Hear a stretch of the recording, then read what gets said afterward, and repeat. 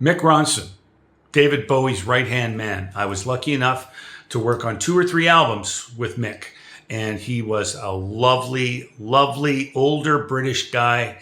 And it was a real trip, and he told some great stories.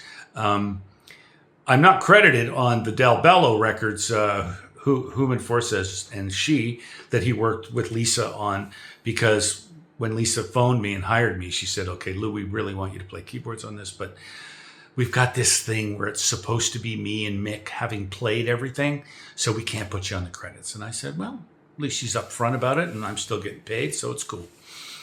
The other record that we got to do was an Ian Thomas record. And I don't know what genius, I don't know what suit in what record company thought that Mick Ronson would be a good producer for Ian Thomas, but I don't know, maybe they thought he could make Ian sound a little bit grittier. Maybe they thought he was too poppy or something. I don't know.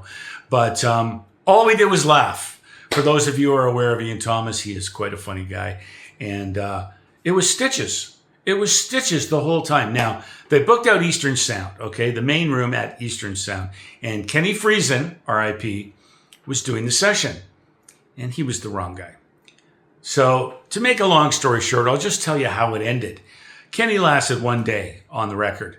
And basically at the end of the day, I could see Mick getting more and more agitated and more upset. The wine came out around 2 o'clock, 3 o'clock, and he keeps drinking wine and he keeps drinking wine. And by 6 o'clock, he's pretty shit-faced.